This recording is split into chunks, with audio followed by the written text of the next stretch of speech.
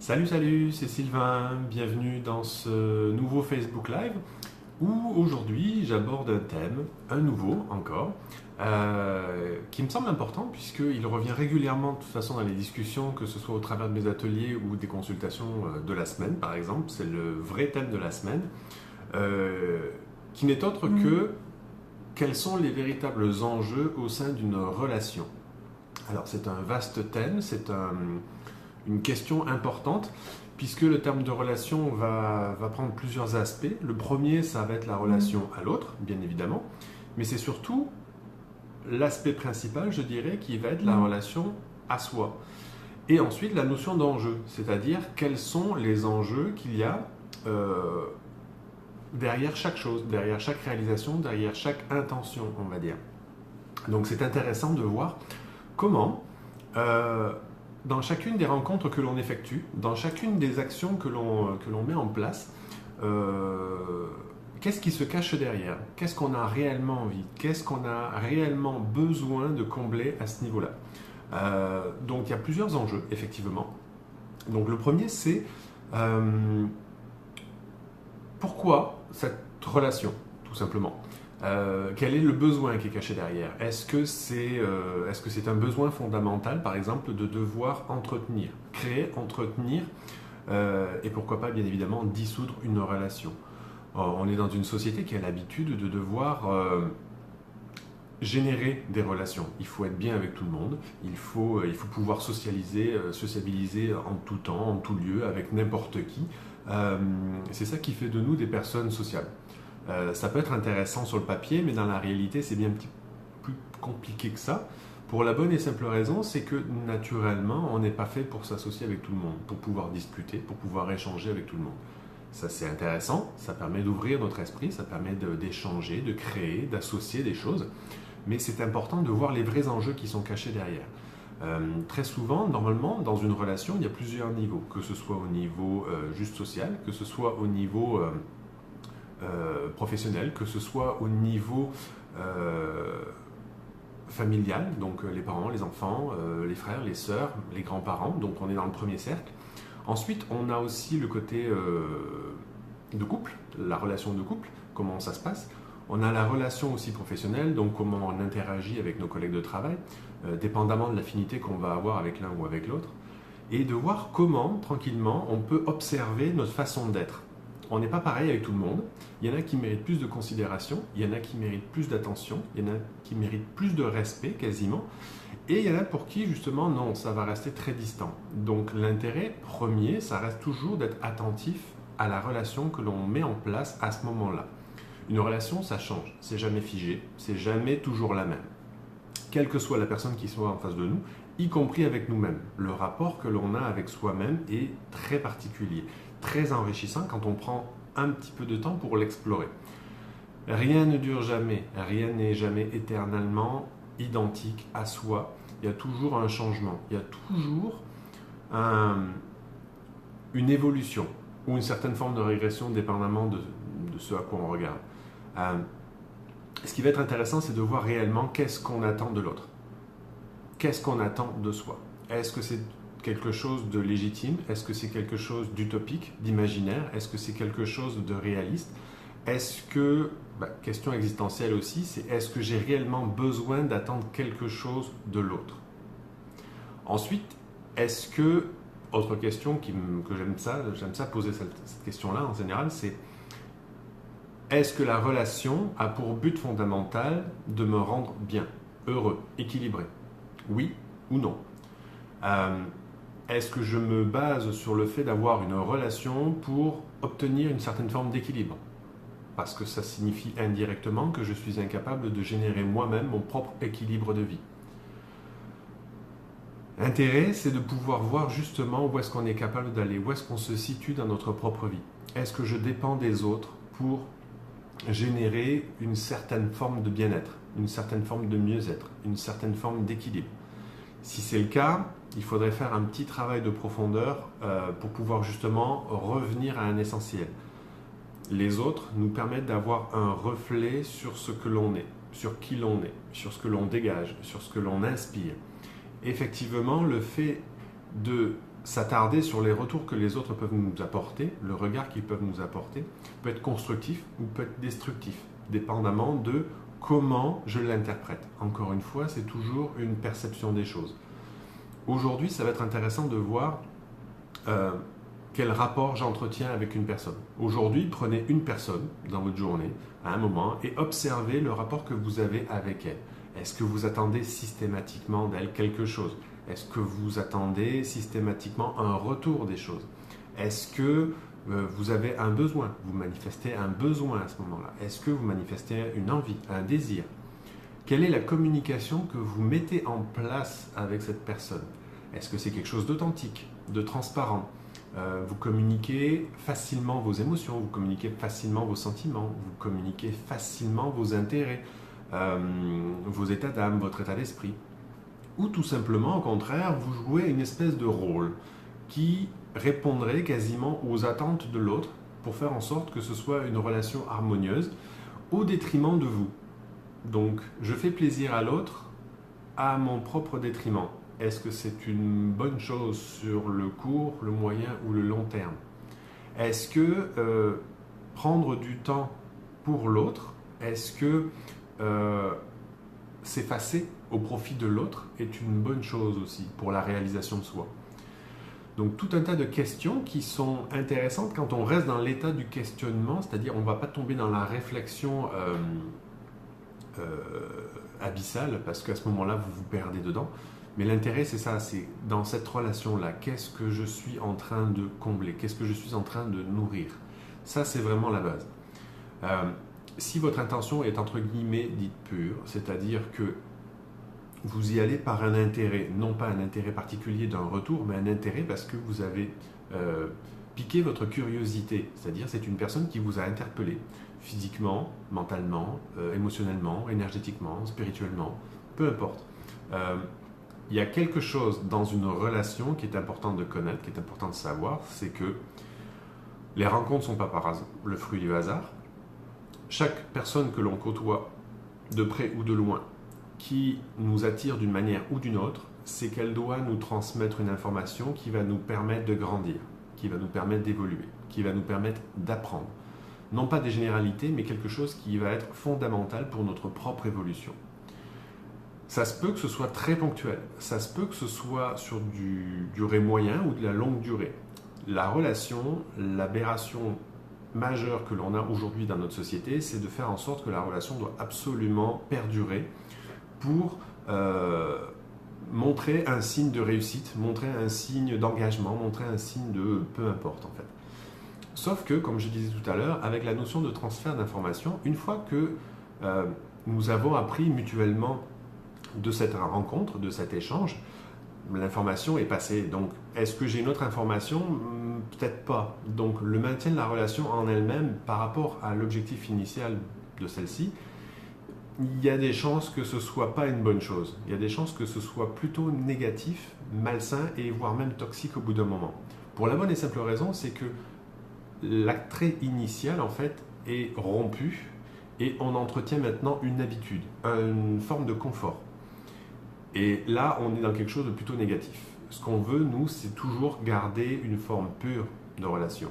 Donc, une forme d'intégrité, une forme d'authenticité. Ça peut être un couple, mais ça peut être une relation de travail, ça peut être un membre de la famille directement, c'est la même chose.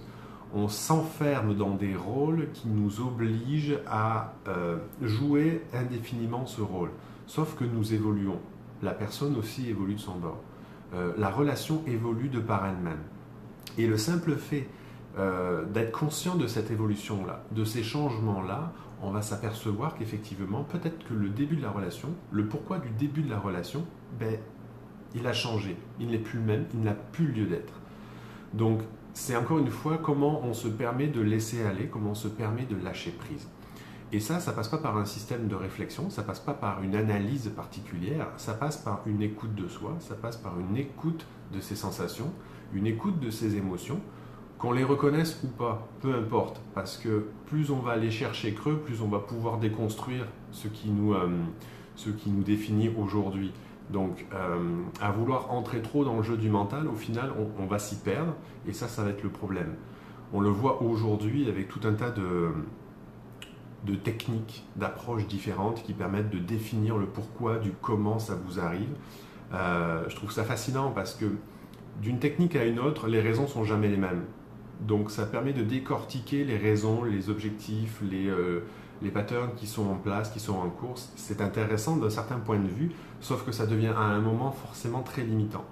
Je peux étudier pendant des années mon passé pour comprendre ce que je suis devenu aujourd'hui. Le problème, c'est que pendant que je suis en train d'étudier ça, je ne suis pas en train de vivre maintenant.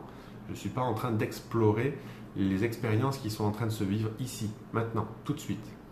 Habituellement, je dirais un oui, par habitude, pour pouvoir faire plaisir à l'autre, pour pouvoir me faire plaisir, pour pouvoir répondre à un schéma de sécurité, donc d'habitude. Et si pour une fois je disais juste non, juste pour voir. Alors oui, c'est insécurisant, mais en même temps, c'est le premier pas qui va me permettre d'aller dans de la nouveauté, dans quelque chose de potentiellement différent, potentiellement créateur. Et en même temps, oui, très insécurisant, je l'accorde, mais c'est ce qui va nous permettre d'avancer. On ne peut avancer dans notre vie qu'à partir du moment où on est en zone d'inconfort. Quand on est en zone de confort, il n'y a pas besoin de faire de move particulier. Ça fonctionne, tout va bien. Donc pourquoi faire un effort particulier à ce moment-là? Naturellement parlant, on en revient toujours, quand je suis dans l'explication générale en énergétique, l'exemple parfait, c'est le yin et le yang, pour ceux qui connaissent, c'est les exemples parfaits qui sont opposés complémentaires. À partir du moment où je suis en train de vivre une situation, par exemple, je suis en train de vivre une très très très belle relation, c'est parfait, tout va bien, c'est génial. Il y a le petit point noir opposé au blanc qui apparaît déjà, c'est-à-dire je suis déjà en train de générer naturellement quelque chose qui va mettre un terme à la relation. C'est pas négatif, c'est pas péjoratif et c'est pas destructeur, c'est tout simplement parce que ça fait partie de l'évolution des choses. Rien ne dure jamais éternellement. Donc, je suis en train de vivre une belle relation. Je suis en train déjà de générer quelque chose qui va permettre de modifier cette relation. Ce n'est pas forcément une mort définitive, on s'entend, puisque ça c'est une facilité de réflexion et de mental, et de conception occidentale en plus. Rien ne meurt jamais, tout se transforme, tout le temps. Donc, la première forme de relation a peut-être tout simplement changé, tout simplement en train de muter. Et donc oui, je suis passé dans un nouvel état qui est peut-être moins confortable, mais qui m'apporte peut-être plus de travail sur moi, qui me permet de plus évoluer. Partant de là, je crée un nouveau cycle qui lui-même, au bout d'un moment, va être porteur de son opposé et qui, ainsi de suite, va nous amener à avoir une espèce de rotation, de roulement. C'est le fun d'avoir des relations qui durent des années, voire des décennies. Mais ça se faisait beaucoup dans les anciennes relations, dans les anciennes générations, on va dire, où les gens, par habitude, par confort matériel souvent, social aussi, tout simplement, parce que c'était en vogue, c'était en vue, c'était reconnu, d'avoir une certaine forme de stabilité. Aujourd'hui, plus on revient à l'écoute de soi, et plus c'est important de s'écouter à ce niveau-là. C'est-à-dire, à un moment, est-ce que je reste prisonnier de cette relation ? Est-ce que je reste prisonnier de cette volonté qui n'a plus lieu d'être? Parce que ce qui m'attirait chez l'autre n'est plus, peut-être. Ce qui m'attirait dans cette relation, je l'ai eu. Donc je reste pourquoi? Est-ce qu'il y a des nouveautés ou pas? Est-ce qu'il y a des peurs en jeu? Est-ce que c'est parce que j'ai peur d'être seul? Donc finalement, je préfère me mettre avec quelqu'un, même si je ne l'aime pas, même si je ne l'apprécie pas, même si ça m'horripile de voir tout ce qu'il fait ou tout ce qu'elle fait. Mais au moins je ne suis pas tout seul, donc je ne suis pas face à face avec moi-même et du coup je n'ai pas peur de ça. Donc ça c'est vraiment les enjeux aussi fondamentaux qui sont cachés derrière une relation. Il y a toujours la notion de doute aussi, c'est pourquoi j'ai toujours tout un tas de doutes sur moi, sur la relation, sur l'autre, sur la vie, sur tout. On est toujours en train de douter. C'est la faculté que l'on a de remettre en question la réalité dans laquelle on est. Nous percevons la réalité en fonction de nos sens, nous percevons la réalité en fonction de notre mémoire, de notre vécu. Ça change tout le temps.